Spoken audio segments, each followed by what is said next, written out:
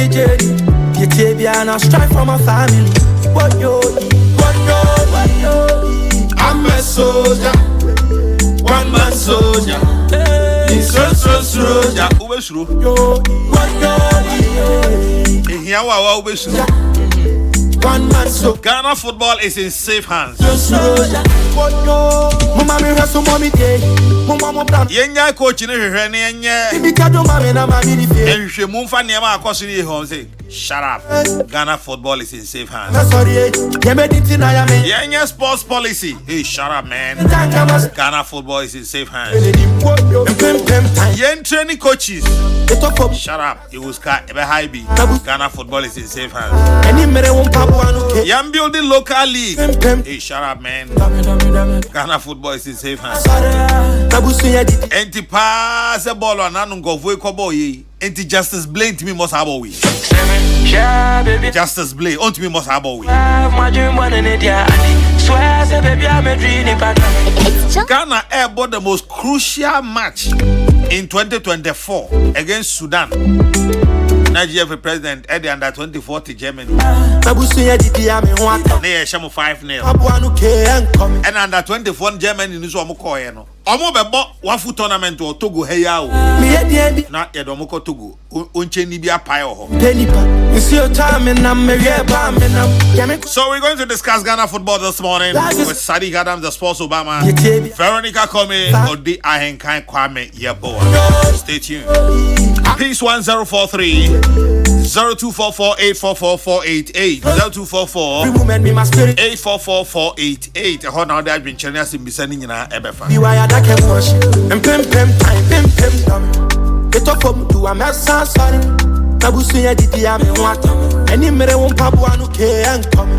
Over.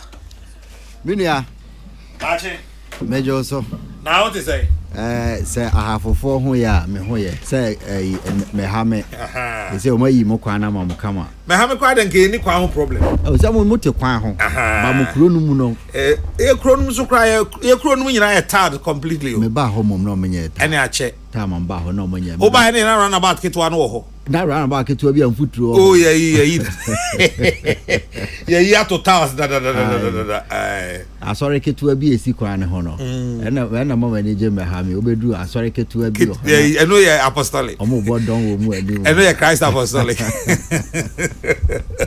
na boko de na mi adom boko pa ye de radiasi Big V boss Mache ye dia na yisi now what to say adomunti boko selection akame ye de nyame ase na Obama nura ena lady be frame because na makase na ye Ghana football right and was say or requesting nyumbi na sa nyum no de se ma mama no a untie mi program bi mo radio so nyum no so me hwehwe mu no nyum no ye Randy Nunu ba for we nyum no Randy Nunu and a boy nyum no title name say mesha mi go sunsun coach sa nti ye ba pon me ba ma ya shego no radio sumo ai so we mi afiri mu obra ye se me nka ho bio eti me ne aba na obi sa anyum no mpa cho ye be ba ma wate de nyabotre yes protozoa Ghana football is in safe hands yes the catches whom for say Ghana football is in safe hands democracy or the bakuni biaba by end the minya brek comes on onim bro for keto atworo tworo na tin I make catch it on a web what the aba pico a future MPO may say now the consequence no the ombajo ho jena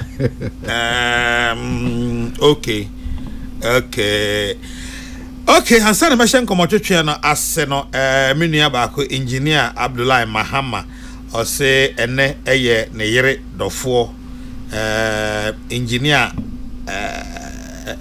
ata debut okay Rahama Siripayata Adam okay so ne yere ne Rahama Siripayata Adam Mahama ene eye wawoda engineer ukunu engineer Mahama say Rahama my happy birthday. And then on Quadani ma trinkwa. Say nyamede afia chewo. Di unkwana eme. Na ene pabia nso awankasa osusu akoma mu no. Erade mfa endomwo. Oba. Nana. Akwa babiem. Mejo so pa. Say Ghana football ye wen. Ye Ghana. Ye Ghana. Moye dey. Ghana football that's all Ghana. Moye dey. Minim so ban documentation say they are not very name baby. So what track it. Tell my name Mr. Big V. Very say why. Yazando a. Rage. Eva. Okay. Ghana football or rage. Ne o. Hona fie no. Epie ana se them. Yakata so. Sa. Ai. Bavero head ni habedu baby ayedui. Obama, my confused crowd. My confused. It's answer. So what February 14th until now. And some I did two draw was save Ghana football kekenumpa. Eno kekeno cry no. Ni nyina na dead didn't. I'm saying football no has been on a decline for a while now.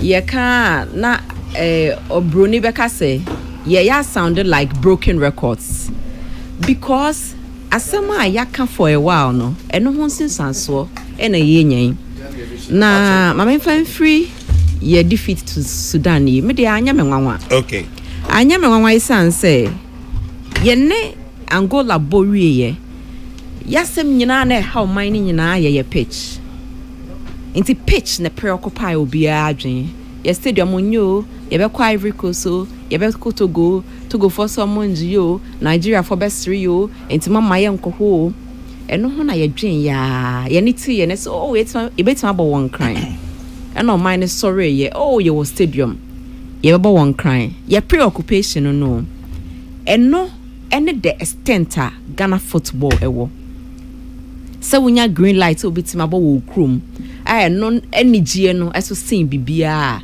e show how low your football asenke sa single clearance from CAF numpo etima your politicians enije ye e show so ball no apart from some shedan fa ho no onwa odi animu nso no ball no shedan ehia won na Obroni Beka se me was sympathy ma GFE unim ni ntia me be hu say Africa many places no na leadership is so disconnected chese omundim ne ekoso form ho no na form 4 no so ka omuso hu ade foforo different picture no mu hu enti wo hwebo won futuro mu no omuso ye bowo Wembley pitch no equivalent yes say Wembley enti sad disconnection.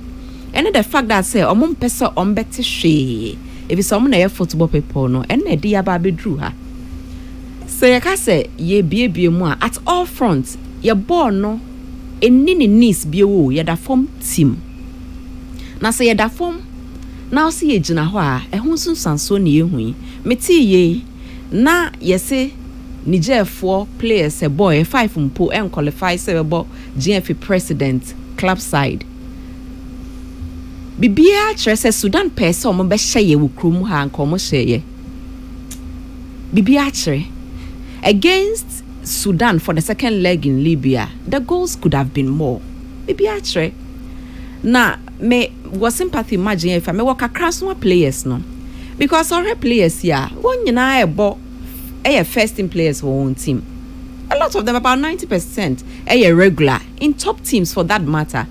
Is it saying na obedru ha na afi cohesion nim ase wo more border ase wo hu de onye ho I trusted there is something wrong 5 years ni yasasa coach is saying 4 or 5 make a Black Stars de keke 4 or 5 but the moment our results no the same no it was a problem near beyond just coaching and just players your problem I am per se ye be address because e bia on our dear nim no and benefit you on some be address the problem no sana me hu no because any o man nyina ato wanu agum say enkoye ye ninje me de me hu ne say bibia wo ton bia say football say EPL say Argentina national team or whatever o primary stakeholders your fans no ya fa na say your marketing so wo market products na o stakeholders ka say there be product die enkoye ana emwaya me twen say wo be say wo be change nyoma. So it's either say we respect to stakeholders no and our product no senior wo ye no wo nya ho fa so baby inti enhye dan fa ho inti Ghana football there ye da form team sesei onye ni sa na wo hu ni sa de eye wo mu ne say enye mepe oman ni nyina hu ni sa age ona odi anim no won na won hu ni sa if it's a few weeks ago say after any Niger before Sudan game no GFA president Kokrokoo any Black Stars players ne kasa video ne beto abonten minim so hu be edu be na odene say boniti kakra ne ade so wo hwese ne o address players na otim so hu say players no na ye problem no na the moment hu ne say players no ye problem no na your problem ye bigger than we are thinking because the fact that say omasesa coaches so many times and so actually say at some point no more doing say coaching per any problem na we were leadership position mo na mo keka team ibo mo de enyoma egu nkrata so e bia ye be ko campaign or high be training or high pop matches we friendly matches and all that na so who say all other stakeholders near problem including supporters say me ne wo ye kasa na wo unhu anything wrong with you and I'm not said there is a major problem, a bigger problem than that. Oh, Nana, in here. Assembly Bebrina na very cano. Dear ma, I did we hear your partner say, so shake Ghana hard dear ba compare a bar ubia chena drain without political inclination and our color, football. See a case, and ya case ya. Nti say ye ka ho asem pa I was say ma ye ni bre because omanya bibia ache yomu na ade ba ko pe eni timi unite ye nyina ne de obia timi di bibia to no aka say wabon se wa hwe Black Star de ibaye unhu ba bi obia trophy de omo ka say we de one na nya adwen kra no about say me ne o ya adwen e bi omo nya adwen da e kire say there is something that's holding us together. Entina emaye mu biye kasa no so obisa me say Ghana football wo hin sesia de metima ya ne say meye indicators because ene na megina so de ahwe ba bia wo indicators ne o foundation de emaye kasa football bi o baby eno ye the biggest one for me ye local league ena o man bia o pese ehwe the strength of the country's footballer the big major responsibility on the federation and our association here in the local league. See, Ghana local league, you know, South Africa countries in the year 54. Now we share the strength. Baby, Ghana down yet, the form flat. Yeah, one of the poorest. Africa in terms of economic, in terms of competition. BBM, you know, your league in our form. Back up. Our ranking of local league, you know, Ghana, yendru tra 30 ayeko. Local league, we used to be number 1. Enti, I know your one indicator. No, I saw red. The dashboard, no, league in also red. Now you're back under 17 because the youngest of and all national teams are building. Local league in division 1 and division 2 nyina aka hona e hona so red no under 17 also we used to be the best yabo JVC under 16 tournament Japan before Japan MC yakobo back 93 yabo Barcelona no yako 80s no yako back Nigeria for ko share ansa na yebeba 93 omo de mpanyimfo bi that time na omo nyina nyinyi pa anti 80s no omo start ye na yako 91 and they call 93 Japan Ecuador enti Ecuador Malaysia to aswa na de ba enti under 17 they bedu 97 nyina na ye da so ye strong e wo ho ene ye de ba mu a bedu 2007 kra no na otimu se yakọ World Cup akodi 4th enye bad nti eno nso se we compare na since 2017 yenko biem since 2017 yenko under 17 ni biem now the 2017 they kwa we free mo that is from 2007 no yakọ baako 2017 no India. India into we South Korea 2007 free obesi 2017 and we 10 years yakọ one and yes from 2017 besi sabre ni yenko biem nti it means say in over 15 years yakọ under 17 one number under 20 the only African side that you win under 20 Ghana Egypt na me wo fantastic and also free ho ba be si sabre no under 20 no World Cup no the last one I call 2013 and I'm 13 Turkey yeah and also free ho yanko bi 11 years now about under 23 under 23 no so 2004 e wa Athens nti wo hwe dashboard no so a under 17 aso under 20 aso call Black Meteors no there aso gina so den 20 years driver phone ko an be tima hwe ade aso call wo no dashboard 20 years on check it fuel gauge aso you say 5 na aso yo 5 and aso gina so no na dia na aso ba ko edi etimede car na ekọ kakra ma me nkọ ma no so side na ma ye fair ma no so ye na the first national team ye qualify e Ghana ha national teams no Black Queens na qualify for the first time or World Cup senior national team ye qualify for World Cup ye Black Queens that was 99 right 99 and ye called 2003 USA, and ye called 2007 China ye called to so and also free hoba no yenko biem until free 2007 ba 17 years ni yenko World Cup African Cup no so na ye Nigeria na boso ye bobo akodu final na alatafo na hye your last final year 2 for Nigeria no yes. After that AFCON no yenko biem say qualification for women's AFCON no amai na ye ni omo pre no Ghana na ye the best Nigeria na ye ni omo pre until the best two na sabra na Ghana Black Queens ejina ne na so no na Arab for no maya finti no omo mobo because no omo person be yi maya fia free omo tinti na omo de omo start ball kra say ye ball omo national team no and then Morocco abi yi free Egypt ayi free Algeria yi free South Africa default South Africa toss of Zambia by sa o man ni nyina be yi enti sa o keka ni nyina bo ma Black Queens ne so asoko and I call a man under 17 who no qualifies na ebo no Africa no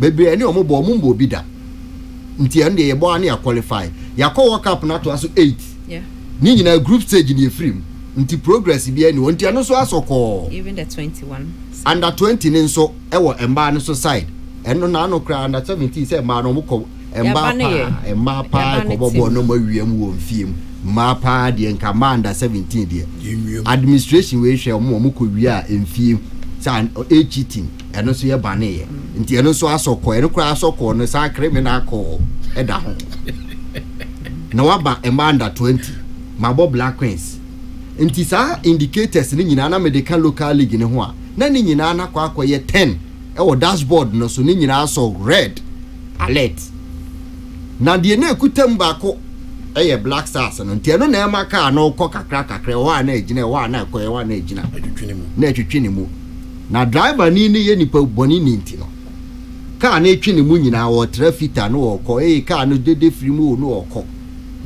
na se Black Stars no so ko drew AFCON no na yeje yani first country yeje ye ko AFCON no to so 4 times final 4 times straight minim so my bia ye bi owi ase da na 4 teams na bu 4 and 8 teams so and yes abia mo na nim nyansa nti o mo na ebo say Real Madrid je European Cup na teams yes serve o timu kwa ya mfa so tutumrika but o maje nti akọ 4 African Cup of Nations final to so straight nti 1970 ubuza kwesi uso so omo koye omo ntimi anye na ombedu airport na omo tete omo ferry omo do final omo ntimi anye that was the country and the idea ba that was the standard final. Then final omo ko final omo ntimi anye no kra ICC omo military rule Sudan and they say o say mama country neje ombedu ha na obi tete say Ghana do final ye ntimi anye because ye ko bi ayeje and the idea ba be do final ne ekɔ semi final ne ekɔ final ne ekɔ semi final na ade no so kɔ no na ka we no because ho na so kɔ no wo ya nyina so baakum ana be ka ne kɔ 2014 ho ene start say afi de ka no jeki ntu hwa na yakɔ AFCON 2015 final yakɔ 2017 quarter final yakɔ 2019 round of 16 yakɔ 2021 group stage yakɔ 2024 group stage 2022 World Cup group stage nti na ade no atwa curve ama kɔ no overheating asaka no Yesu nti edu ho no de no nkete na ekuta we nu mu ade kɔ ni nyina no so asɛ nti afi aka no prekope ɛna amanfo si gina ka no na sɛ wo ye nipa pa de na wo twika ye gina tell me experience me na hwɛ de ɛkɔ no na ka ye de ya bi obi o team bia me matwika ya 20 ma ye say makwa matwika 20 years nyam na mbe ɛna wɔkɔ de bia stop ade no so asɔkɔ ka yi mu mfutuo ɛne friends enwusie nti wo pe Ghana football position na driver for mo team na onde beti ase yi afi the Black Stars no graph na beda from group stage na group stage no niema ahomakura kaka na eho Mozambique Comoros ka inframa boa na ka nitu afi de ba bia ka na duru no e fa dadoa sumpo a na chese apa dadoa kura de se so nti me kira wo eniema e ka Black Star na e to for me no kwa na ekuta national football no afi de bibia me se wo tena wo finger kura wo ka no ma na ka no kofom Mozambique Comoros Madagascar Libya Sudan sa amai we ya first no na wo chi na wo hye ne 7 wa away 4 wo home na ye 11 uhu ne mobo na Kwame Nkrumah pe o ma sem na omba ha wo hye ne 6 first half for second half mo fa ni agro na afi mapon saa amai no omuhia ye pe na omahye nti ama obi amuye wo tournament biam babia na ebeba bedru bi kwa qualify na ko group stage na u free mu na chese afi obedru babia won qualify kra na eye very evident nti obi a wotika no mahu za ade na de ebegina driver ni na nko ase enyina ena agina sese babia adru no agina ye pushi ebekọ aka babia ebe pushi kura enko biem but agina for the first time in 20 years Ghana will not qualify for the African Cup of Nations for the first time in 20 years 20 solid years now you qualify for African Cup of Nations nti the position and say dashboard no there bibia soko amaka na gina nya ni gina no ono aka no ande ne pe na no gina na chese asema ba they say ni fi wala san bibia vero kai why nyina atetifu e na woka atoche nti this is the position of Ghana football. If you are able to point to me one driver ni no so kra faudi fa ball no park no driver ni so wo ba kai ya se onya ba bi nda o park car na beda ba bia infrastructure so kra no ye ni bi e wo football no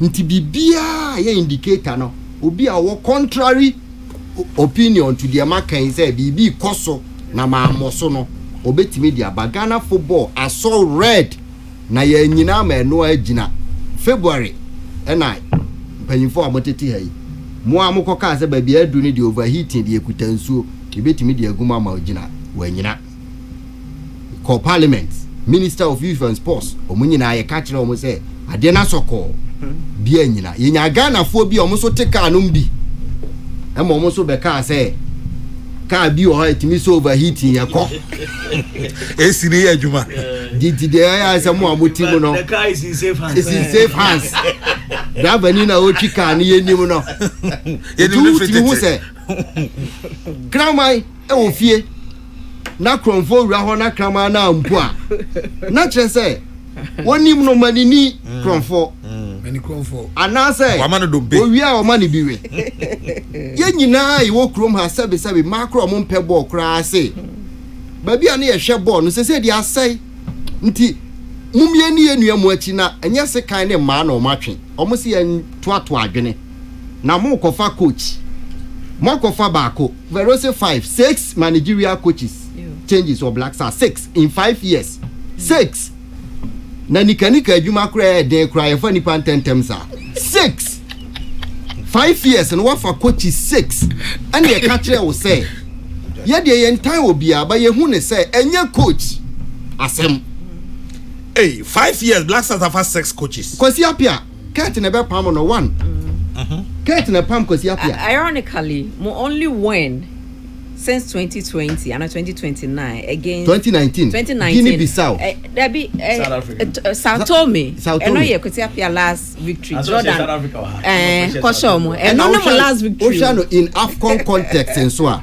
The last victory ayenya wo AFCON no AFCON tournament Guinea-Bissau kwasi apia ono a on yes mo last your last victory or AFCON your last away victory ni nyina ye coach we kwasi apia Kokrokoo ba no na be yi ni free ho because na issues wo ha me pese me kan wo ha ba mo kan say wa bon pa because on free player bi a we are affiliated to Dreams FC okay and omu yi ni free ho and this is me obi na ka dan wo ha fast checker omu nyina wo ha Benjamin Tete and omu yi kwasi free ho na omu kofa Bilovaraiva can buy no CK I'm the CK buy and CK there or your system no more coach Dreams he understands the philosophy on say ya uncle school ninti brofo a omodi BT ano no and omo kan ya na say din no obey also so bobo agro football also bobo agro football say obedi agro ankosiaga afi na we say omo dey pressure pam no because oya list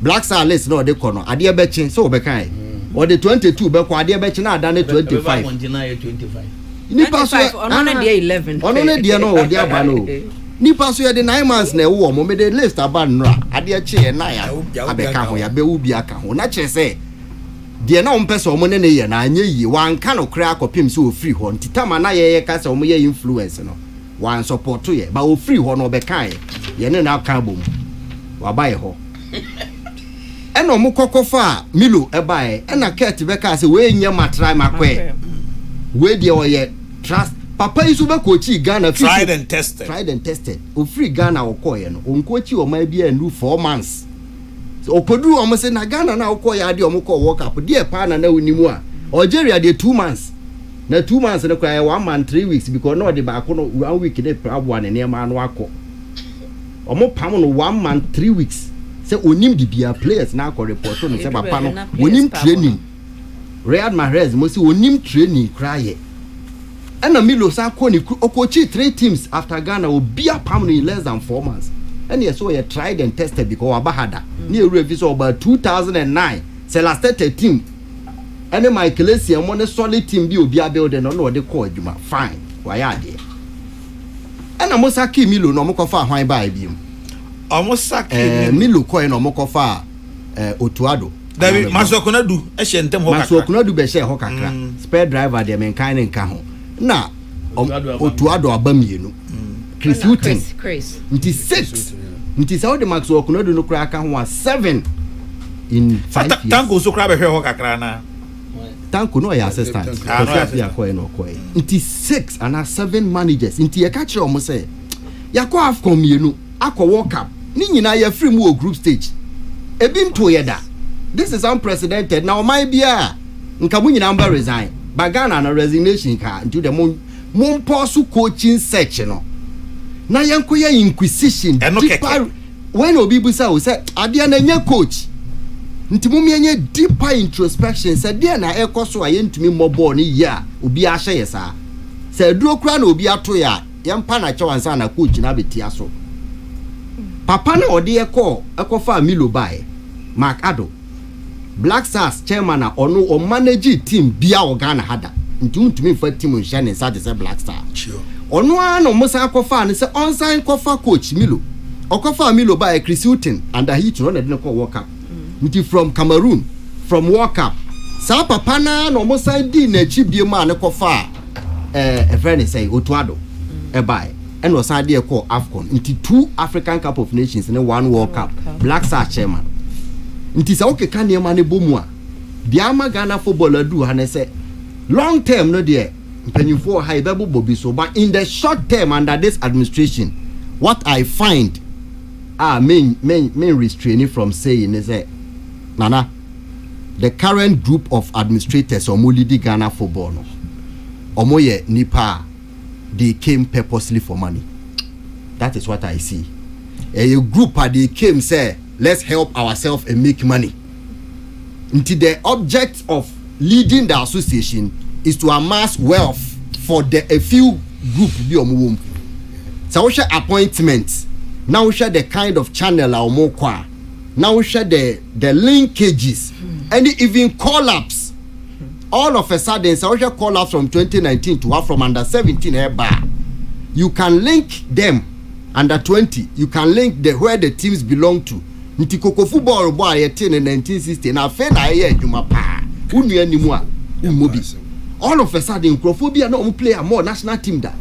Say ye ne saa Kokrokoo ye bo abeye GFA president and all of a sudden obehwa na agona players agradua players na ebo odi so banners 5 years obehwa na afi achimabo abu nti wo ya ne saa na opesa wo che say ball no e constituency based sana mimi hu no senka ye kansem no mutie ya but the entia ma omuntie ne say wo de personal interest di wanimu a bibia ni wa wo ye wo wiase ebeye in the end.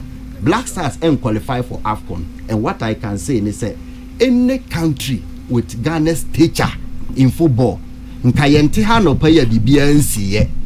chairman of the Black Stars is cooling off in USA. Who is he? Mark Addo, the American Assembly. He's cooling off in US. The vice. But Nanai, I learned to say that role is currently being handled by Randy Abbey, but if an Indian official. That is what I linked. Na there no muzo. Say there be kan official there no. There no official there. Because we call in Sudan. We say Randy na koi. Me who know team no around most Black Stars matches in recent time. That is the role he plays. But you can official one. Because anyway. And I called before coming. Anyway. From FA. Maybe so I'm saying one Black Stars chairman, I'm saying Makado. Yeah. From FA executive committee. Yeah, but an insider be catch them say Randy is playing that role now. But I say Omuntuminyan public for reasons best known to them. And American said ti omumra bonten and an advice ensu ni ho. Na omo kwaji iska wo Brazil no. Say ye ka so omumfa bi mra. 500,000 no. Ye ka so omaji obi ante kakra mra. Omo anti ama no omo attack myself. Omo amabiem. Alaji Gruza. That is Qatar. Qatar. Alaji Gruza anko biem. Samekofo I resign because of the rule of PFAG. And Canada Moa, and so I resign. Takanipa 2 say no more Black Star, no mummy no more no man could be. FA president no, and so the team. Asia Pampa so call Germany. Aye. Oko Germany Kobo friendly yebo tournament to Togo. Under 17 with Togo. I hear about Togo Hano. Ye ko Europe went out say na ye ko ye training. Na hwe nipa omudi team na chi wo pictures na e ba na be kire wo say if it is with good intent you will know say ye Black Stars crucial game. What be catch players say omo nya serious. Omo na e ma ya ko na me catch o come motivational speech. I told them say papa bi na e fa ni day to me. One and a motivational speech. Almost for day to me 100. Ekwasa boys in Hawaii to me. Na money psychologist. And yet the day any motivation. We no ko Germany. You were 2 crucial games as a young winner. Young qualify for AFCON in 20 years. Now Egypt, Ubetima yes idea with Egypt. Who lead you on football? Now young qualify first time in 20 years. Yakobo African Cup of 24 teams out of 54. Now Unkobia. Now that's what the cheapest ever. Egypt, Sudan, Morocco, South Africa. Ubetima yes idea no. Just oh my Ghana. Enti baby I want to say they are so no. Media manager so be free players na so ye. The omo ameni omadi nkomo no. Ene de ma Jiku. Amo captains ye ko Kudus. One de ma Jordan. Etoto ne nsa no. Mechire mu nyina akire wo. Mate. Kwame. Yeah. Me da se de edika no me de ne de aseda na me de ema Ghana for de ntia me de aseda ema ne se ye nipa ye hye ohai ye nua songo pe na eni ha ene ye sorry gina ema Ghana for signal se de ye hu no ebo ye hu se baabi ne ye dui no ye ba beduru ho enti mpanufo ntie yesu frɛ nanka animanimu no yɛmfa nnwoma nwa kwan mu a yɛmɛdu baabi a mprempren yɛdui ɛnso sɛbe mprɛduasa yɛnnua mu da ɔbɔfo no bi nso ɛka kyerɛ wiase nyinaa sɛ ayɛsɛ yɛni biribi yɔ na ɛyɛ ɔtanhu sunsun bi na abɛhyɛ mu dan mu ni ɛna awura yɛn ɛna yɛyɛ deɛ yɛyɛ no na asedanka Awurade Nyankopɔn sɛ mprempren deɛ ɛsi wɔ Ghana agokansi mu no ama yɛn nyinaa yɛtu saa na mo ne titiriw ɛne Ghana fo egi twigi sa ebedi save Ghana football demonstration no akyi no yɛnima benyam ama Ghana fo do no sɛ yɛ no kwafo na mo yɛ no kwafo ankam kɔgye bribe sɛ yɛ gye bribe nkanya nsi yɛte ha yi enka yapɛ ba bi atena na sɛ nipa yɛte ha nso menyini si emu bi bɛma no ho kwan sɛ obi mfa sempo ana adama ɛna ada na dwen panifo sɛ ketewese ɛyɛ kyin dudu wura de ne yɛ ne nyina no yaw na Ghana football ne yɛpɛ ne yie meme ne oyɛ nto yɛ nan sabi baabi a vero yɛ na dwuma Obama yɛ na dwuma countryman songo yɛ na dwuma kwaku yɛ bo a me ɛna wo de yɛde ma yɛ no ɛmono so kra de yɛn saka no yɛde bɛhwɛ yɛde atoto enwoma ba sɛ de Obama kan no ade a ɛno na ɛyere so pae so ne mpapamu bɔ mamu sɛ den etimi kan yɛ bom ne ehu yɛn sɛ yɛyɛ Ghana fo yɛyɛ adɔfo yɛfiri ɔman baako yɛ hyɛbrɛ baako yɛ nananam kokoden gye ɔman wei ma yɛn ade etimi ɛde saa resource ne bɛn ɛyɛ football ne titiriw ɛne yɛ blasters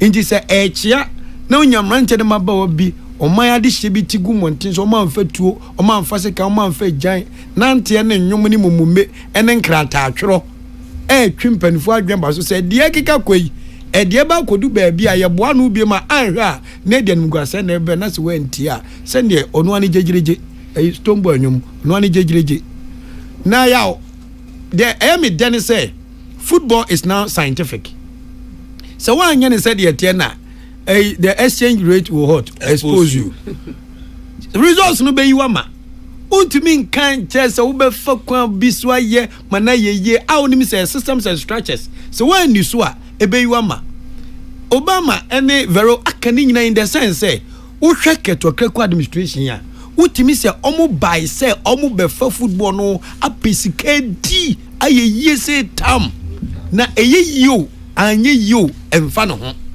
And they will keep hiding behind the doors of FIFA. So obi ntimi fa ne san kan wom. And nti de omo pe enom be ye de akere. Me de e ma reho kese pa ne talenta this administration e kele e wo minim. Cause see ano local league ni de e dead and gone. Ajira revival kese bi en Kenya bi ba any betimi sade local league no aba on track. Revival no empire nka ho. There be empire revival. Any empire revival there be. Onyankopon ni adaajo betie sa empire fun we. Because ama onyansa ni adwen say ade no 1+1 is equal to 2. To so wontimi nkentene ho na wonye sa onyame fa resource bi amrew. Any empire revival na making. Inti kamia say omemu no sa wo talent na ubebon wo Ghana ha e na odi afefa forget it. Emfa because the concentration na leaders na yedi tumi na mom no komu benya brani adaje na ye development for the youth no eni hobiem na de here tiny say oma yedi tumi ahwe omonsa so mo hwenye santutu no they careless na wo ye wadwen say wo betwe mo adwan baso so they see you as an enemy inti no mo sa de wato tankuwam na wo life kran so yakoto owuo ni nkwam one way your life be free on sa na yentna omem enya kandifo emommo omaya brosei anopa minu akwaku abu abusa adwoja free asem bi ma mani je say football mose ma matiti team no mo na mo manage mo na mo yi empanifo ededa agora no man pani amayi na magana no ne records awode man nyina kire se man ne fa ni bedi ko wo di akọ or sagrono into more the opportunity to change him if you want the betterment of the game. Many kwaku abua many Obama many vero yen to abani bi because most of your football people say vero kind no mo na mo elect e de man say we na we football no so man money to say their branch ye koko football bo nu anima yem pass so ogu agro no but to even come out to say the owura yi ye no kra no e ho akwa akoye den intima mo ye decision making body no someone to me take a very good decision for the betterment of the game. I'm on my Ghana. Na sabi in previous Mr. Mukon. Odo amu ma Ghana no away. Odo no he. Odo no he. Oka ye fa on to management committee so. Oka ye tu kwan a ye fa won ka team ne ho nko. We no mo dwen ho is selfishness. Mo en Obama can or campaign say sikedie. Selfishness. Which is more than the word true. Abro I no kreso. Inti nipa boy abro ba ko pa managers of our clubs. Omo matiti team na. Se wonye kukudrofo. Na wonye obi awa badaye. Na wonye am hyehye mo man a. Say anabe onyoma troka say. Where for a whole daily graphic to give a front page to the blasters, abysmal blasters need what? Rescue. One never rescue. Because any pan omudi anymore no. Omunye ready say Uber Kenyans assembly on bed ombefa. Now must save Ghana football demonstration crowd. Mo kan once mo reading once some of graphic model. Debbie. Ama graphic model. Assembly see a car gina idea. Say anything I make us Obama anything I make us me submission here as that submission. Yeah. Because the ye nyina no enyoma ye kuche gu nkrata mu no onyankopon adom ni nyina bemu baku abezi be Obama akopa keka no. Wa parking car wa ya analysis no a parking car ni ka wenye Obama ne parking no na parking no me ono analysis no na akọ parking car na kama park car na ja no tibi petrol cable bibia mo obiasi form ti akase oman paper kunu ni so bebo amane se yanom ba bia car na kogina nie yaw me mess west the meka na ma homes no ofofo so cabinet say se poma we football ni ya government must intervene. Kokrokoo and Co must be sacked, including the minister.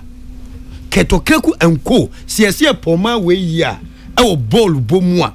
They must be sacked and fired. And Obama can over under 20 tournament. Togo. And you have the guts to take the team to Germany. Jesus Christ. And open up Kumukura can someone check it from the Ministry of Youth and Sports. Someone now say under 20 Germany. Eye Mustafa. No better way. Nana, it be a mine ball akodu ya bebo tournament to Togo. Woni Ghana. Guys, if aka Togo kotonyo ma beton wa. Na what tam Ghana's card ya fairly play. Akobo friendly match Germany. Koton kodi. Koton na kodi. Wakoton players ni bia kodi say tam. And when I mean say FA president me technical bench. What the technical bench? Oh him mediani munyini mame mediani we dey anko ebe ha me. I want what one warrior. Arabo some here this no. I'm telling you. No, Arabo. Yes. Arabo some. Mediani GFA president o you Obama can your two crucial matches. Say you win this matches here. You don't qualify for AFCON. Why any video not so hot that? Na video no indicators say when beba into bar. The president spoke truth to power to the players. And notice why he was now we two crucial matches in ho at the under 20 team all ball waffle tournament. I will Togo. I do call Germany. Nana na member kwame miss azam. I don't know more ham hosa.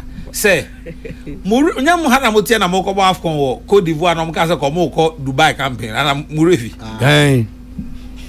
Inti nana me bono pono mesre Ghana mampani FIFA onye kakai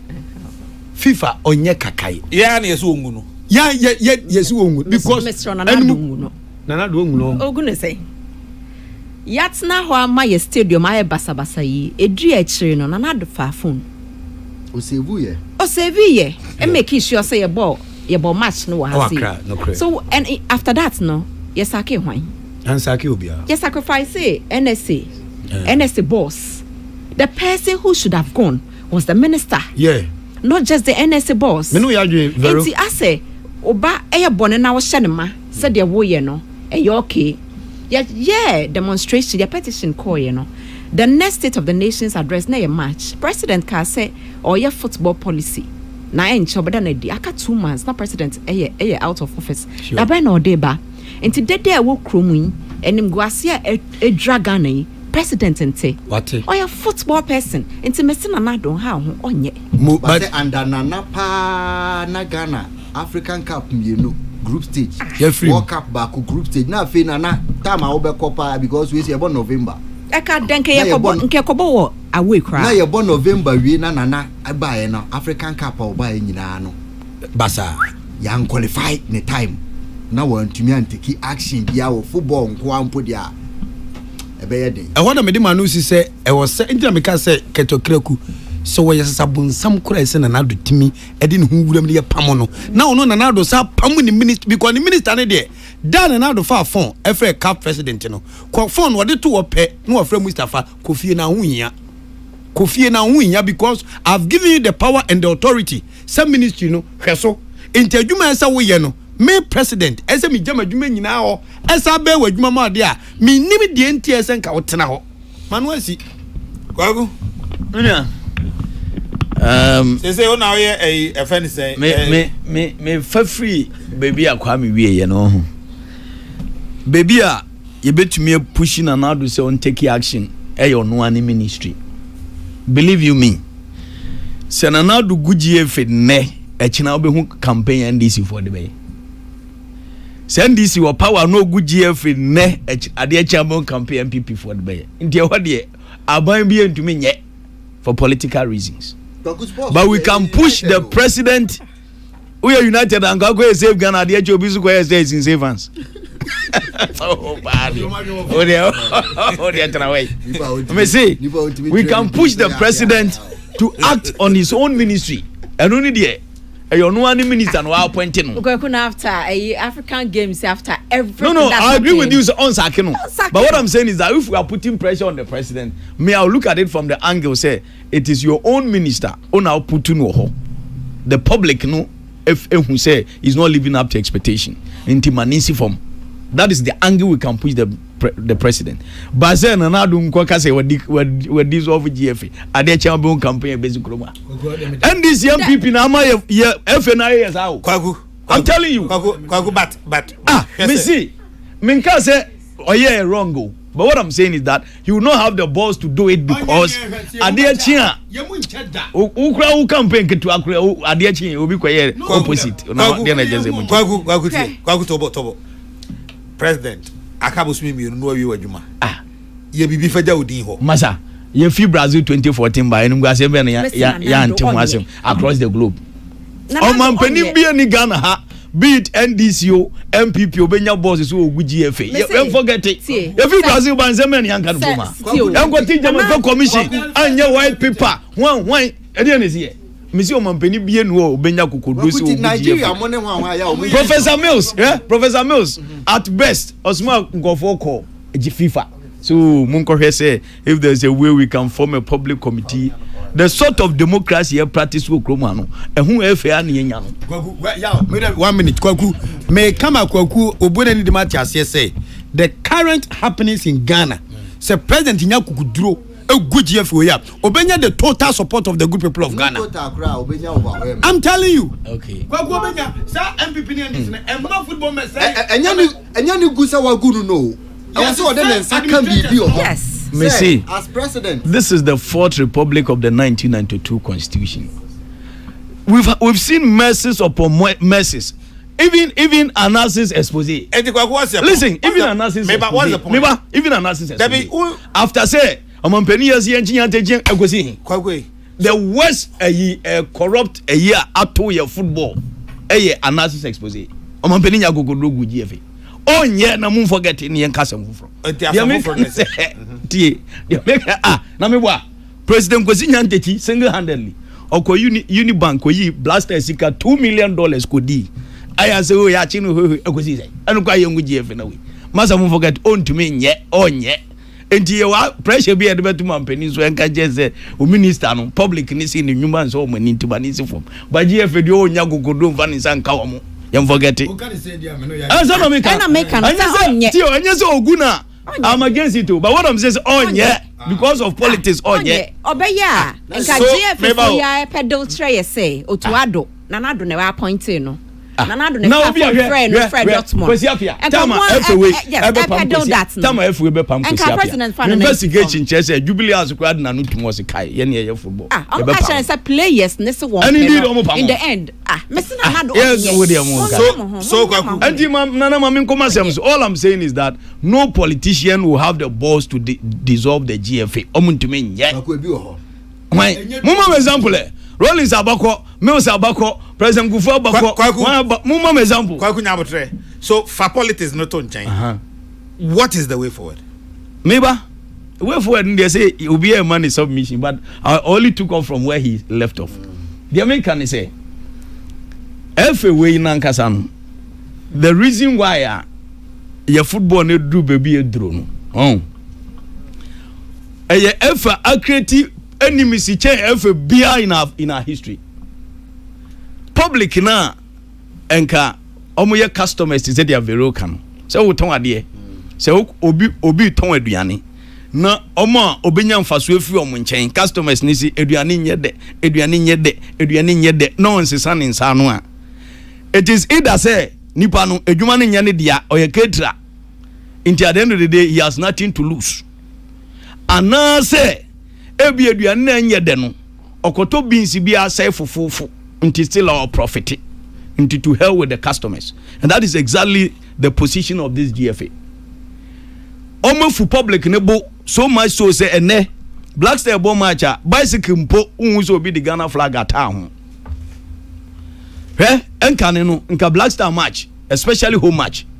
Kabeti pe pop kapre unhubi.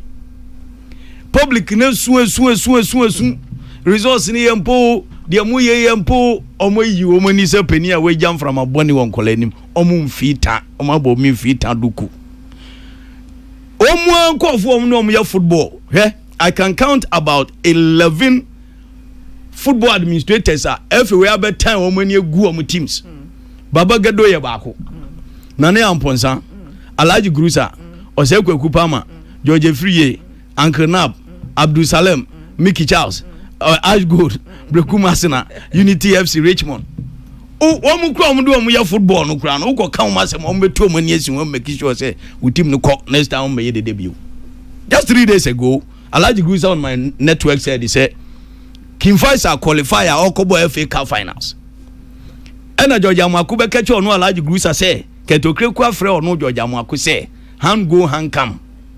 Nti womu protest na waji FA no be mama wini no maka league ni mu nti onya FA Cup ni ma Dreams FC no mu wini omu jama omu wini we ya and in that match mezi meti asem mesere ya until say Alhaji Beka na ya allegation na me meka ho asem yasi edu ba bi no na nkofo bi wo King Faisal bench omu nim say match ni pre arranged nti tama ye ba be pon na coach ni tentia players ni say munkom yankotika no yesi King Faisal officials mas omo nkwan fa ja omo no munye free.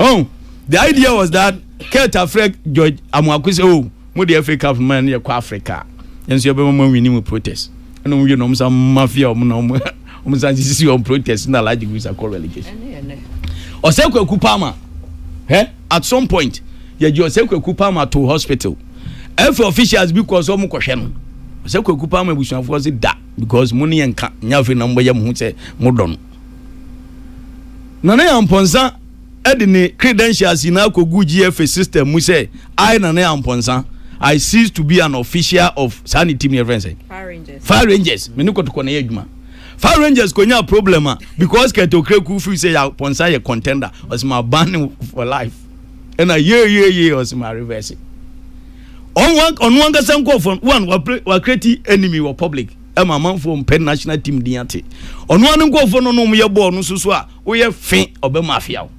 nsanchofo kura de bobuwe everywhere ni efa omutumi bu nsanchofo a not even one line of a statement say bia o de si ye ntachire nti ye dissociate ye ho free ho ye ko bu Ghana ni nsanchoni wa America besin de GFA issue one line so it's unfortunate na omo way bodyguard anko attack coach ya kasi Jerome Ochiri miami nua Jerome Ochiri there told me was Star Times a bit tone mimi ko tena Star Times so ena mko ka say Semeni na ya mponsa nka kotoko ko park meye sa azuma me de me referee nim bibia beko because we ya mponsa obi enim se wo ne ket mo ye contenders mo pre efe hu ya gasi show na anio we ya na call free ket camp to the owner of the station say me mpacha wona me retract na me say me mpacha wo say bagum ni ba man enim say mo ya obi o start time Ghana League course na park nenye and I'm saying no, we should not be showing matches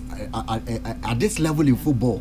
The pitch is very horrible. And I'm call off air. Minim the AC. I feel I'm call off air. I'm year free so. And I'm say what is going on?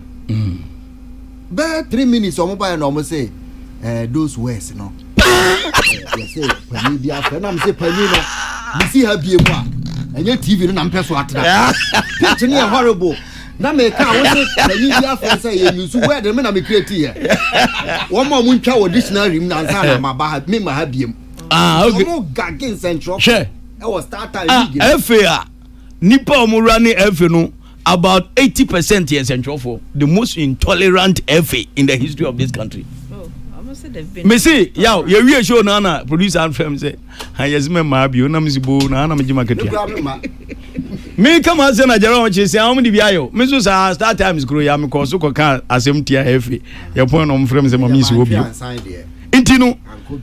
O mama, o man ka say create enemies from journalists from the public and their own football people. But kwakwe ubetimi create sa enemies ya wo kan nyina na bia wo ya de pa na wo ya de na be create enemies ya de na boy nkoyie na say wo create enemy no wo cause no no so the nine betim from mo ga so mo if say players are wo blast your man camera so kromodwa o hwama cha ye ball na Accra stadium kudus of 4 players border line so na wa pressure goalkeeper say me say players wo blast your mo camera almost do mo na team from say so why you so begu your teams dia yenso ye begu anim ase na o ga so mwajimi mo me 3 minutes per me ba se sia na fe Obama say or be players na camp on fa no no ma me ansana ya to aso Kokrokoo no aso egusu a wutie peace 104.3 Miami Nua Penny Honorable Emmanuel J Anhwere or say Sudan should have beaten Ghana in the first leg at Accra Sports Stadium. We say Mayeli ye ka musimuntie there be na mo behunu. Okay. Ene production team no ene Ghana chitafo no bi akasa e wo Central Region, Western North and Accra. Mama me 3 minutes pe na yentie di amanfo no bi aka na fe wi a memra mabedwafo so Kokrokoo no asugusa utie. No mo body basisi ade team no en yakra ente efiwe o makasa omu ye o analysis omu say chale omu di compare previous FA bosses any ejuma maya omu ankasa ben hu say chale omu ejuma de enso ni kra attribute problem need to your local league no say aban onye deliberate effort to help.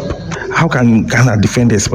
Straight goes here, Michelle. Enti who dey wa break ra? Won't you ball no to line so? The blasters for Mozambo Okobon Honentina Manko for Cadet. For some time now in life, there are rough days and we have better days. I think we are in the rough days. Problem is from the FA and with the government and the commitment of the players. Who offer foreign players? League nebo every week in a year 2 players or me good on national team. Okofa Salisu Atisigi. Ntibazo kajem say Samates goalkeeper or day moi Mamuji Ghana League Atisigi a better scene. Okay, back on us. Number 2. Maybe when say players need your man for mudie, but still na can you maybe also muye. And I me how to troop and say me were feeling this team na nkasano. O man treating ko for be right ama o magina baby aka baby ama ne ekoso na enya kwa because o hwe ne ekoso na se ne ma bia koso amangofo de ye obi bi shomumu ama ne ma enkoye ma blasters. Black Stars like the me can say a coach, but if we penny phone so if we GFU, a better players and so a better technical team. I think say social Ghana team that was saying I think this is the right time. This is the right time. I was saying take a bold step. No, my young Pamu GFA for because they are not yielding any results for the Ghana team and the Ghana as a nation. Black Stars, I say, or more M say, Combe Bois, Lanka, de Nakoye, Michael Essien, Money, Stephen Apia, Money, Sulu Mutali, Coast Football, and I do mobile. Last one. Media kamen kwa madua enka Black Star no wo mungu no na wo momfa local players no efisa yenhwe kotoko has na team nketwa na aka no ye wo players o mu ye good pa aseni ye frɛ wo mo ama wo makwa kosi aka na wo mbeyiro mo abobo na efisa ha na wo no wo mbekwa akɔmanim na we mo ye frɛ mbogasi he wo no wanye ne ho awie enye se be dissolve team afa local na se foreign GFA any problem no se omba yi omuni mayiya Ghana football ebe ye ball na nkofo yi ball na aburuchiri ya omba Ghana kro yi mu a ebi no mobo wa abusa ho sa turkan ya ombo yi Sudan no ye share 1000 omba share 50 se ye share 1000 omba share 50 a day ye nyai we ye team nti we ngabo de ko ye de ko AFCON we ye free team Masa pebe bifa. O se ket no, o resign. Ena number 2. Coach no so no, o so omo ye de, omo saake no. Obi onu no momu ye scout. On coach bi ma ayi kron coach bi da. No mo afa no so omo na ma den, eme coach team. Ya se ma team go coach bi da, ma ka fan so me coach team. Any okay. Abusan for Sadiq Adam Sports Obama wa ha, Dan Kokrokoo yebo wa ha, Odi Anka Kwame yebo wa ha, na Veronica Cummings so e wa ha. Ye hwe Ghana football. De ya bedu ba bi a yedru yi, ene ya bobo so abesene no. Na Obama, na wo see players na kan bo say den. Well, I'm say edru baby a yedru yi wa national team ya. The only thing our countries be resorted to ne say your team no ya boa ye nko yanim. There were 2 options, but could they exclusive to Africa? And they say you better rely on your local league players. So what are Nigeria for IB? But also how be I be under 20. Now say you players no more free. You miss our options in it. They made to me I can say a lot of the players that I've spoken to, and I said this 2 weeks before the game, and I was in France and I will be interviewing me. Say I was saying this players no be feeling good our team. So Obesha party there na a clear example. On a captain of the team. Obe Bob crucial game to qualify. Or captain say on feel comfortable to be on flight. So to me, I'm for flight. Or so a prayer. And almost say what prayer for FIFA my quite say yeah was say access so into through plane bro say on feel comfortable.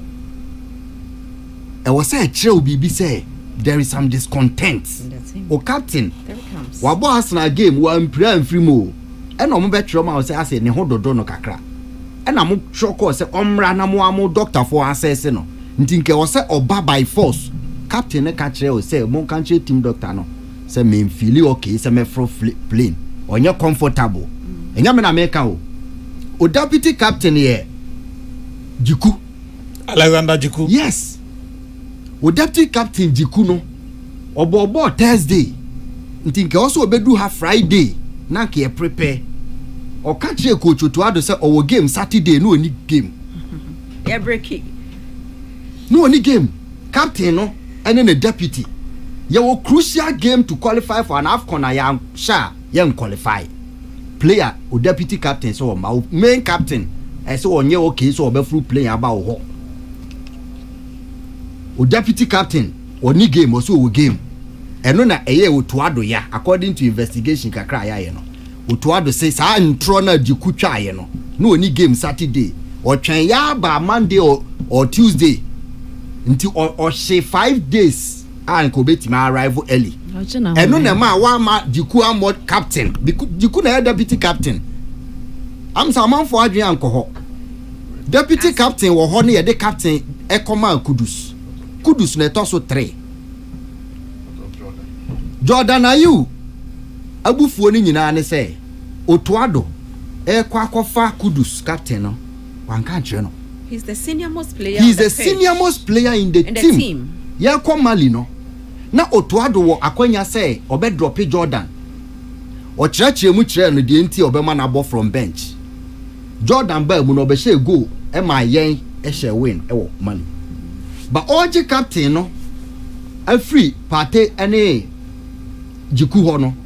Na Jordan the senior most player with team Munumu and Kobeka say and he also about captains. Even today he's the most senior. Most senior team num. Wa more Jordan amane.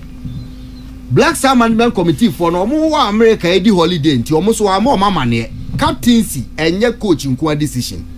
No, but even me sure say particular beto Jordan with team na number. Particular beto Jordan. Jordan are you there? So he shouldn't even be say deputy coach deputy captain and na the man. In actual fact he should have been the captain. He should have been the captain. Their own hierarchy arrangement in my. But the person say or build new team until Kudus and ye obia or a face of the team to the captain. But it was so fast structure num captain or could deal with ministers or could deal with management nti wasa o catch mpanyimfo no mo team no no eba internet so but when me nti am blame Otuado it's because say onim the captaincy po aye ama Ghana in the past a former Black Star player. He doesn't understand it. A former Black Star player because he's always played in Germany. A drew baby no back team no sad disconnect when you na very important. But what they need na chikra so but around the time Otuado was playing for the Black Stars at least we knew say Stephen Appiah, Baba Amando, Kumasi session no Appiah and stamping authority at that time. Otuado was part of the team, so you can't claim so you're innocent about or you're naive about what took place around the captaincy. He won't even understand the Abedi Tony Ado. No, the Anukra they say what? Me even Stephen Appiah era. Me kai say Ghana South Africa. Tell me South Africa is it 3-1 as a 3-0? Yeah. Return leg no. It was in FMB. Yeah. Hotel ho obeba no. Na Kumasi boys na esi omo pono. Baba Amando mu esi omo pono. Yes. Na Stephen Nusu nkofo esi omo pono. Clearly you could see say there was a demarcation. Now around that time Otuado was part of the team. No, I'm saying you're naive about captaincy. He does not understand like you and I will. Per the manifestation there. Obia onim exactly what is happening. Per the one manifesting there. Or you're naive and I remember ho. I want to me besi. Nana players na say there is no show of management, professional management, and this is generally those I speak to. Me, ultimately, before Mozambique game, no, there was a player who was telling me, said, "Yeah, omuhu campo. Somebody we need game they can see." Okay. I'm telling you, say only players need to come up beyond footballer. If they will win a game, almost the omuhu camp no. It doesn't feel that as a Bimukre packet. Yane Mozambique bebo AFCON, and I said this before the game. So the branch and Kabeka Chesamasa, yen pese be free mo. As a Bimo packet. A Bimo person omo kofi. Omo person omo kofi. Ya more Mozambique they know, but a Bimukra ya mo flight arrangements. They didn't feel belong. They didn't. I say team no management ankasa no. They can see say Bimo PBB as a sikanti ne waha. Attention in New because they know how they have been managed our more clubs. As a whole club or corner on Pabua cry the crab, no be a Russia. Are you okay, Kudus? Are you okay? Do you need a physio? Do you need this? Psychologist, ye nibi, ye de jama. Into a no one you're a psychologist. Emma Obi and Quachach and acquire a bit me. Oh, I don't know Kudus why you did. We have a psychologist. We have a psychologist. Oh, a psychologist. That's the president of the FA. Yeah. What are you who is able to remind Kudus said before you were born, not Black Star so. He's a psychologist. Say papa, father-son relationship no more. No, players they've gone to Europe. They've seen how they can be triggered. Triggered. All of a sudden we were down. No, about nim. Management and so it is because they are executive committee, but they don't know anything about how to influence a player before a game. They said it before the AFCON, and they are saying, say before the Sudan game, I said those I've spoken to, I don't feel okay, and I told somebody very influential in this government or pebble power who are no afraid. Me catch and say, "Oh, akonya biya, ubetimi minister akasa players too, omon person beba." And nipa no tia obetimi aka me see players too omo ye key. They don't want to come. You can't blame the boys every time. You can't blame them. And your man na cost management na be sika de omo nya bi ba omo ba na. How they can be managed? Share ushia footballers are wedi 40 years or it say school ni. What is school for? Utimi nka omo nyina bom na all of a sudden be a change on bobo to say the omabodam sebe ebedu baby so omo nyina bobo omo clubs omo ba utimi say say bibia ira character enu nyina no ye act of management na wo can science. What is missing? We are not finding that. What was missing in Cameroon? Nobody has probed that. What was missing in Cote d'Ivoire? Nobody has probed that. What was missing in Qatar? Nobody has probed that scientifically. All we think, new coach. Players and say, Edana Ura Kokrokoo did tape ba hono obe record do. After that, one of the guys told me, say, if they knew, players back catcher, say, if they knew that he was coming to record them and to post on social media, that they would have fought him. But that was they would have fought him terribly, or walked out. Or say this is not the first time. But the way and manner he spoke that day, no, now Omokobo crucial game. If they needed that thing, they needed it from a psychologist to ask them individually. He is the psychologist. What is missing with Otuado?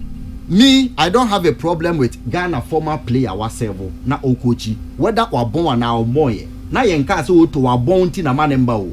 Ni yenka say there is a problem bigger than Oto. Nti na yem twena omuntwa appointment na anya sa na save Ghana football kan. Yes. Otuado eye obi oye trainer scout ni rule no. Osua coaching ba. Nti me hu ni say bi ebetima man a time Aliu Cisse of Ghana bi. Me problem ne say Otuado nya manager. Germany phoning himself management of big players ano onu ho entinka akwa ne technical team no na wo see nya nipa omo experience se bi a technical director bi a onim bom otia kenten bi obi a obetimi aka se minim Ghana football history culture na me support Oto mrante mi hu omo nante akura metimi hu say something is wrong. Obi obetima ka no kura kire Oto na mu si Ghana football egu na John Pentis ye nwu ya o mbese management John Pentis appointment ne de no kura ni nyame anim ne ex players na omo ne omo wo hore nyina dey know why ye the John Pentis oba say almost spite the demonstrators any ex players bi omo kasa o platform ne so no or hobby nso ka ye na dwuma ye ne ya reward no enti John Pentis o de a month before the appointment as Black Stars assistant or ye interview no mo bisa ne say former players bebre kochi adana also media afa na master ti o minyanru Black Star ye wo seniors bebre me hwa ma ho ode a minyanru empen for so edu me person ka me ko under 17 empen for so edu ye demonstration ni wie ye obeka say ohun anything wrong obegina UTV can qualify with UEFA pro lances and adona no Some no kind na UEFA issue no statement of qualification. Say on the highest, longest serving coach. Kokrokoo did not see anything wrong with him. Say obi o defend me wa bra pressure o me so ne there. And he say o ye be qualify. Now no communicators wo hoye there. Yes, enti John Penso de ne there. All the ex players o munim ni capacity. Or no John Penso ni video per records onim ni capacity so on to me. But kwan na ye di team ni man no akwanya aba ye betu kwan menya bibia di meye say nti ono so nka se won to me but true Otuado ye inexperienced, very inexperienced. John Penso ye inexperienced, highly very inexperienced. So Pep Guardiola mo de na o hwe the documentary nkofo mo hyehyehye Jose Mourinho Aito Karanka mpanyimfo mo nimbo mo pa o masua no na o mo hye o machi na now they all follow foreign football o hwe Pep o mo gina na chi o tim say this man omo ideas no dey adwuma no o hwe Aito Karanka senior players na United coach Ikra Sankra Van Nistelrooy to Hubi. Yes, obi o work culture of the team our experienced yeah they no Otuado o bra no your appointment. Vero, behave yourself. Vero, behave yourself. O pe captains here. Sorry. O twa na ni a o say be person we dey ma kudus pense o ti ase eh okay man mo so na broni no de ne buy no so no so e green sa ono qualification cra ntinka Oto appointment no was the time and was here tree aboni ehu the problem in the team nti players number Black Star no mahu sa manfo di o matem. To be honest with you, the entire mean the players at them say if they want to play they will play, but the management of the team omo hu mpanyifo no call left mpanyifo no direction ye left Now most players they call right. But Patemono, Oman will say we do not have to come and work for people be to take glory. So I say, yeah, bebo no. What betia na ama yashe. Duty onim nkrofo onim omo dealing. Omo multi-billionaires pounds. British pounds ni euro pound billions. Yes, and they control omo. I went to Crystal Palace, Jordan, are you omo owner no? I said Twitter no who me call na me say me ambassador ball. Umu papa now okuta owner of Crystal Palace.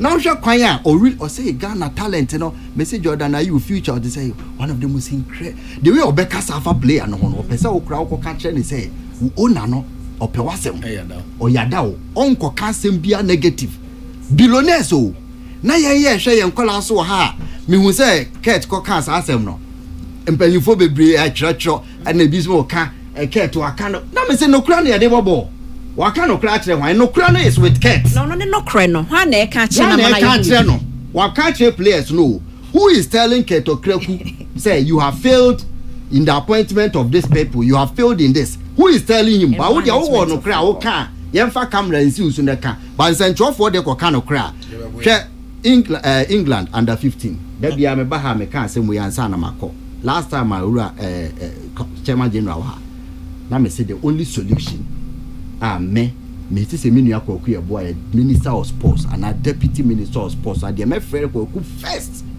say Kokrokoo ma ban ne mauska ye proposal ma ban mauska na man ya ban ne hu say in 10 years time ska we ye betua no in cash na odi amaye no but ye betua no in other capacity kura ansa na 10 years na so. This is what I will say to Kokrokoo say Kokrokoo rush to government na catch so mama we scan call revamp Winneba Sports College na revamp pram na pe 40 rooms each 40 rooms I obi abedam 2 football nko na meka yo na Kokrokoo call my coaches are ekomo nne omo pe Derek Boateng mo ye adwuma pe lai kense mo ne say lai mon copy players 100 a omo ye 14 years JSS emreme now only Winneba for schools e ho ni nkomo na catch Minister of Education say open free education ama Ghana scholarship nkwara omo JSS say nkwara we omo JSS ye ma omo scholarship SS so free SHS nti ye de omo ba 14 years omo be ko JSS or Winneba schools omo bi pram schools so ho ya fa nkwara 100 omo free ha ya fa coaches a omo ndim de otua kenten we head ya fa ba ko so de na ko pram you could always train your coaches Kokrokoo me advice am de ma o se ni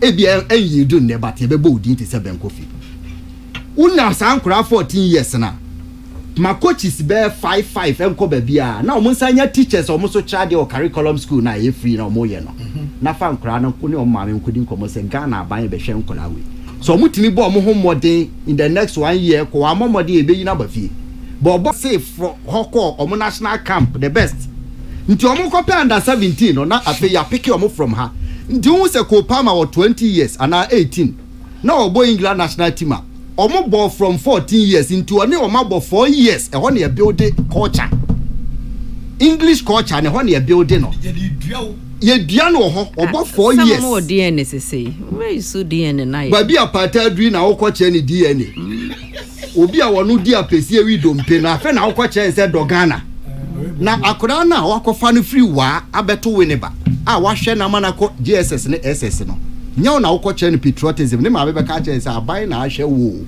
bo na wo bo no bre ho ase natena ho na wa mfa ka ma that is natural input of patriotism enti omo wa sa camp ho na no clubs bi be fa no kwa bruchira wo ho no mbehia wo under 20 na Black Star omo ho no mu besua telepathy onim sa akwa we ye ne bo under 14 no who so wagina so ni sisi our brand money pass that is where the Black Stars say just about 2 players no about youth team omo ball against Sudan no none of them have played together at any Ghana national team. Yes, but only 2 of them umpo. Na me fan say youth team. Kudus ne I think shall. Michael Essien ye interview. Omo progress. Michael Essien ye interview. I say Essien obo Ghana under 12. Unim sa. Yeah. Obo Ghana under 12. One John Mensah. That time I say ebejimbre no. Efe ni timi the policy ebo under 12. Sulemuntari ko bo Ghana under 17 or 16. One chiefs amunyina na de omo ko Winneba.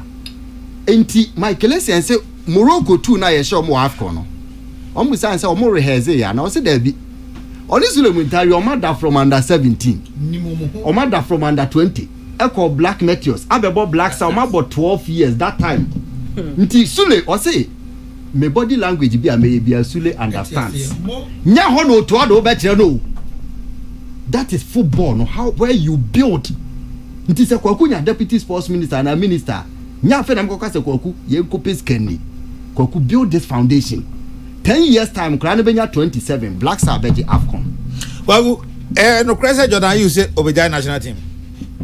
Oh, honestly say time a video ni by Abonteno na IACSA na minya information be from somebody close to Kwesi Appiah say unlike the interpretation na F4 ne de maye no enye no kore.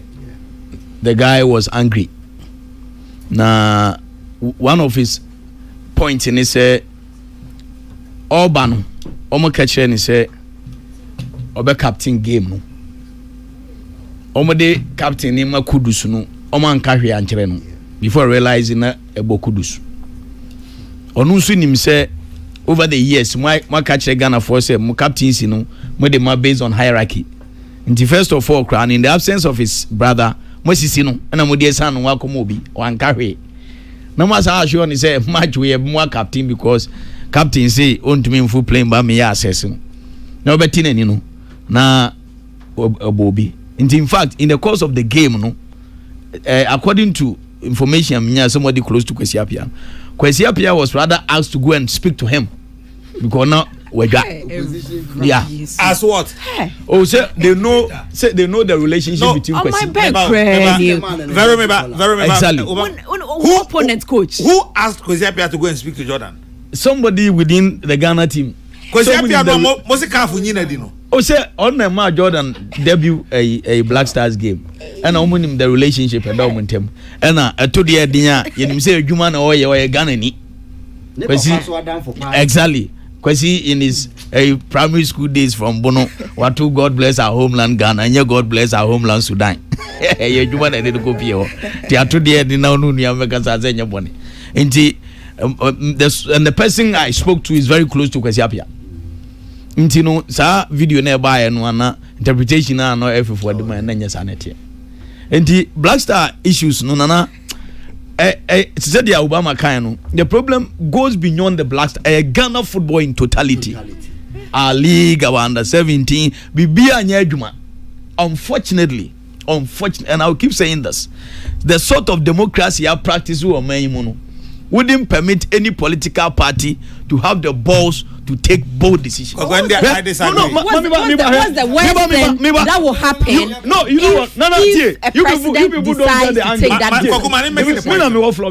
you don't get me. I'm not saying say send this you're buying enya kukodro say we go FA based on misgivings. I will not be happy. And I say meba and I say MPP obenya kukodro I will not be happy. But I'm talking based on precedents. Yes, you come on and Neil and listen. No, also yes, you go on and Neil and Vanderpool.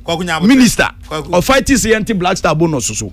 The next Black Star game na ye ni agis oh Neil and yade ye bona baso. The next Black Star game was in Kumasi.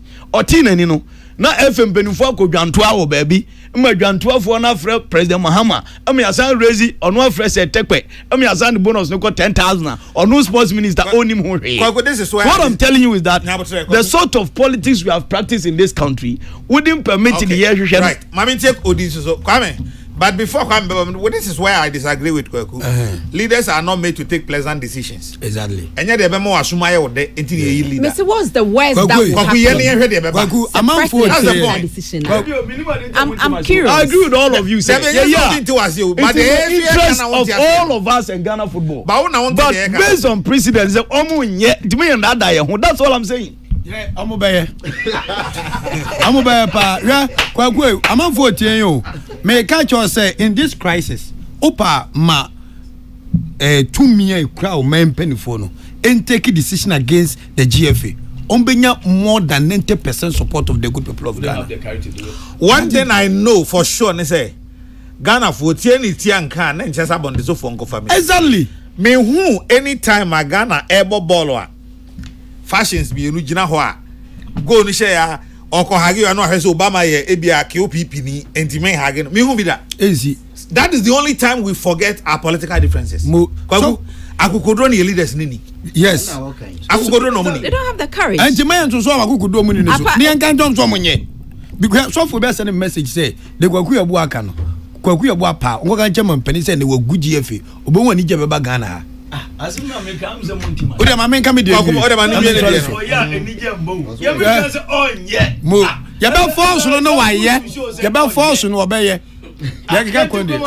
Kwame mo mate bibi fufuro beba de America dia sorry so ne Obama abobo nsem nyina popo de minu akwaku de ka ho say enye blasters yade no me ne 100% ye football in totality no adworoga na ye tira anye yie kululufo ene di game nanim connection man senya connection man ya enka GFA president and we two crucial matches anima e dey called the biggest tournament in Africa, football tournament in Africa. So what the under 20 bebo wafu nwanfu kobo friendly match eja team ni wa ha koton dinti inti e best slam penifo say koka Ghana ye den otade ane bo den adem ye wura fisa nwoma ni nyinara football adem ma eja da fiompa asumdwe ba football tisi yan hweye ni jacket okreku we mine wo mu ade onfo obi anya hwe ontia obi afuto na anu ya save Ghana football omo fren ya koi hwani dimi na ode kwatra mpadifo dem hwani poster ode koi hwe asema around ya be mu e na omo ye management members manage Ghana football ka kire save Ghana football committee na parliament no omo say 100,000 medi omadi big V asma America nyina ne say teams and countries na ya hwe omo a ye nije ya hwe omo game a ekoyie no won nyina e one thing in common, a policy. Policy a training coaches, attitude coaches, how to progress coaches. Policy a omo say we say started football it was school level and at this level way better ha policy a share short term, medium term and long term dear country ne per se or achieve. Policy a say you call World Cup 4 times near over 50 million and you decide to say honey ye de beshe.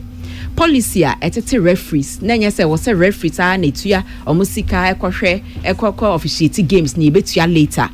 Policy encompass all of these things. Into sabon ye penny year group BI friend Save Ghana Football Beka in February. And it is still true. What we need as a nation is to have a policy. Some policy never guide you step by step. Some policy never ensure say nay NPP ni wana NDC wo hwa. It won't matter. Say be a manifesto. Me pese me can way and as me pese me ye way. You want one policy. And the share the kind of progress we will make as a nation. And yes, adia ye di etibe pempem. Ama yakasa mo ye num tesio nyina asa. Mate me pesa wo de besa. Enti ma kwagu what is yan fancy ya kwagu mikro me hini send him message bi nana ko jamu akwa nana Duncan nana ko jamu akwa na o say good morning. I want the GFA sacked and Ghana banned by FIFA, but I also agree with you from the political angle you have mentioned about Nanado. Good morning to your colleagues. Kwagu that yan say nya say no nya adwunu ya kan say ya transfer ho say oh onye ne yehwe no. This is a time where Ghana for can say ya nyu se betena ho na be fon san fan go tiri ho wontimi nya asore ho. Simple. Because leaders are not appointed to take pleasant decisions. So we a leader now see decision about take be a man for money so now only leader. I'm telling you. First day if you go introduction your jubilee house story no here. Mathematical crack. Is it Nanado say Munsumu chief of staff. I'm a president. Samuel Benjamin Alvis Abuaje Buama Jr. And I would Emmanuela Adade and of Samuel Adade and Afi Abdullah Dasman say my happy birthday and Afi Cheneboa also so and Wawuda Kojo Cheneboa and Wawuda also so happy birthday. The final one and Sana Masori so anopay minim say messages no bebre ababa tebra mam ameyan kan Mr. Kwame Frimpong public relations officer Konfanochi teaching hospital and Kwame Frimpong something Kwame nyame che na me yankasa say mo happy birthday Kofi Kubelson is happiness. Your friend and I are so with me from the cardinal.